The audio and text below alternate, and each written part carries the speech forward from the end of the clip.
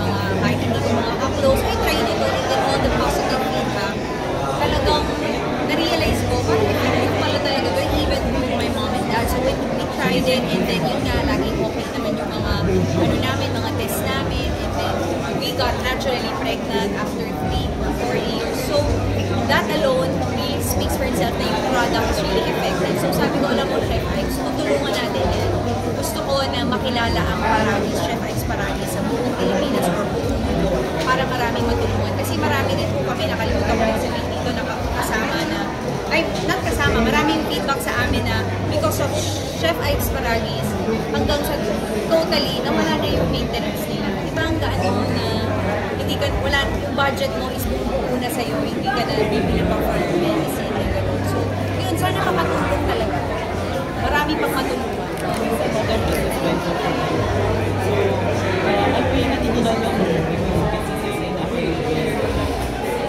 Ako kasi, wala ako kasi chef lang lahat ng product. Ako lang, all I can share is Chef Ike's, gawin natin ito. Try kong i-tapsi ito para makuha natin yung market nila, para mas maraming makaalam ng market mo daw, Chef Ike's. So, yun lang yung tinutulong ko sa kanila, mostly about marketing, mostly about pero meron kaming gagawin soon, may lalabas kami mga bagong product. So, yun, ano lang kami, very collaborative si Chef Ike's. So, pero when it comes to the product, yung concoction niya, yung paano ginagawa, lahat yan si Chef Ike's. Ako lang yun sa marketing, yung suggestions, kung paano pa, mas marami pa kakilala ni Chef Ike's.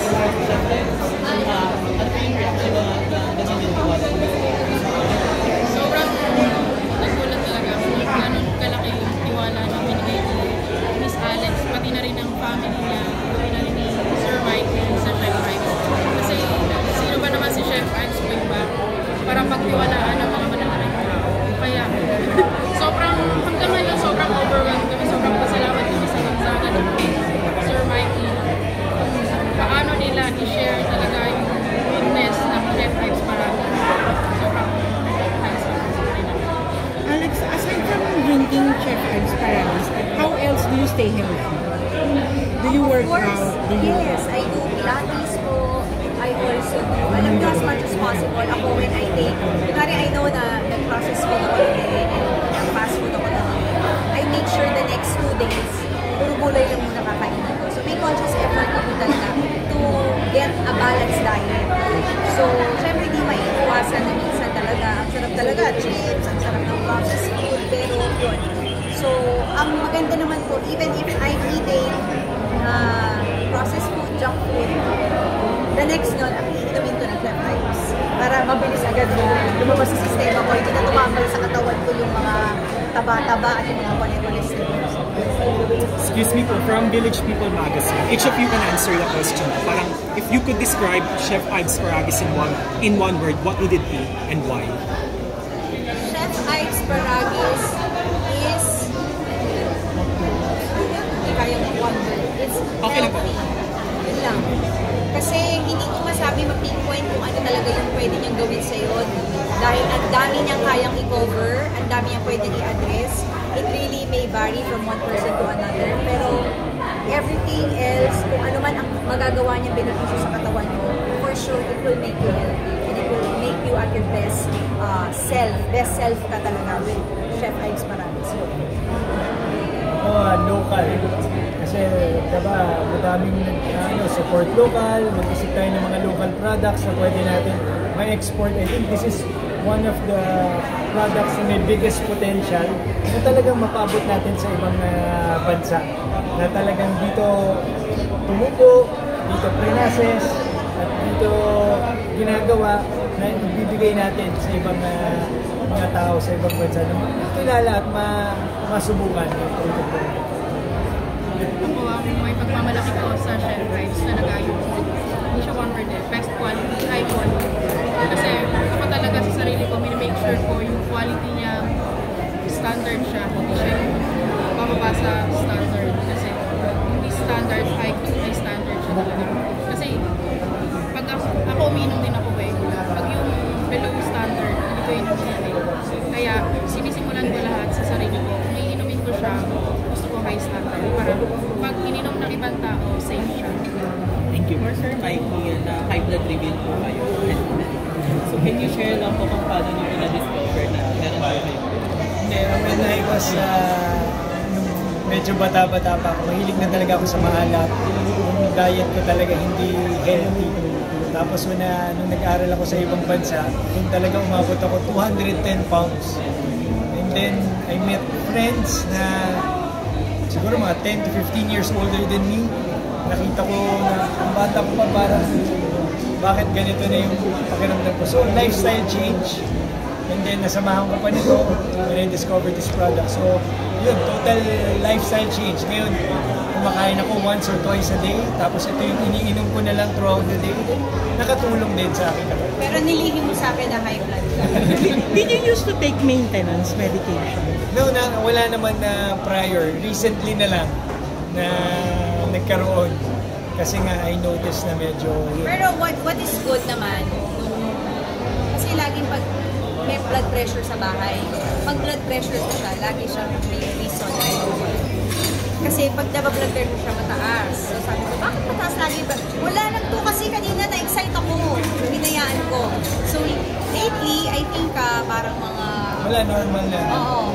5 months ago, siguro because of campaign, siguro medyo na nakita ko tumataas talaga.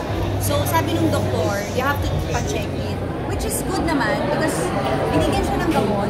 And then after 2 weeks, binaba na kagad yung dosage ng maintenance niya. So he's taking very small, minimal, maintenance. Yung una, siya, tapos sabi ko, overdose ka ng Chef Ives. Talagang, kahit natutulog yun, pinasok-pasukan ko na Chef Ives sa bibigyan. Nagigising na lang siya, inom! No! So, which is good now, yung kanyang maintenance, pati pa sa yung apat. So, praise God na okay na. Hopefully, totally wala na. Question lang, na-mention kasi kanina yung barley. So, may similarity and difference din naman siya. Pwede ba siyang pagsamahin or magkaiba talaga siya? Pwede siya pagsamahin. Marami sa word. So, hindi ko makano So, abangan niyo yung mga magiging bagong line ng Chef Ives Parag. So, watch out. Pero madagdag ko lang doon. Siyempre, kanya-kanyang grass or kanya-kanyang damo. Kanya-kanya silang specific characteristics na nakakatulong. Pero they're both good, they're both okay to take kasi galing naman yan sa kalikasan. Pero yun nga, dahil sumikat na yung barley ngayon, which is when if you do your research, makikita nyo naman it's dominantly sa ibang bansa na tumutubo. Dahil doon siya talaga mas, siguro sa climate, pero yung Paragis, dito sa atin, majority tumutubo. Another question po, syempre mention nyo na parang isa sa main reason that you guys tried Chef Ives Paragis is to consume. Ano na po yung research ng we don't wanna say anything kasi syempre ayaw na naman. But the doctor told us naman na nung naka-pregnant kami na it's possible. So, meron lang kailangan ayusin sa akin na dugo pa rin. So, yun. Alam mo, ako personally, nagulat ako whenever we sell Chef Ives Paragis sa TikTok. Marami pala talagang hirap ng fitness. Marami pala talagang may autoimmune. Marami pala talagang kababaihan na may mga PCOS. So, yun. Parang it's very hard pala talaga nowadays to be pregnant. It's not as easy as before. So, yun. Parang ako lang is we should really try to be healthy na doon sa ating reproductive area. Kasi sa malimit, pagkabataan, hindi, ako nung kabataan, hindi ko naman iniisip yung feeling ko, mabilis ako mabubuntis, mabilis makakaproduce, no? Pero as young as mga teenagers, may mga pitos na, di ba po? So, kaya kailangan mo, kung kababaihan ka, is you really have to check on your reproductive health, kung ano bang standing or ano ba kailangan mo. Ako po last question, kasi na-mention sa pagbabae dinudugo, di ba? Ano yung sa lalaki yung mga signs na you're doing well na? Mga signs daw. Si Mikey Pawis. Pag-iinit,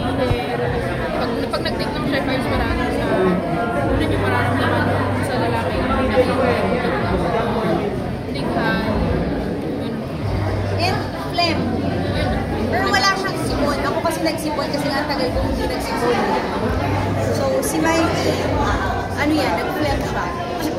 May green na flame. Nagulat kami, di ba? Saan galing yun? Ilang days aabutin? Depende sa tao eh. At least may vary talaga eh.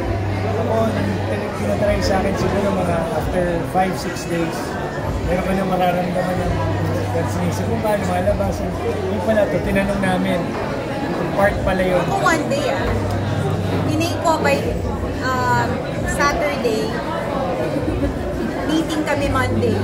Mainit na ulo ko sa kanila noong Monday. Ano ba ito? Sinisipon ako. Ay, ate part 2 yan. Ang bilis naman po naglalabas sa inyo. Tapos siguro nag-last siya until late siya eh. Friday siya eh. Ako, natapos siya mga before Friday.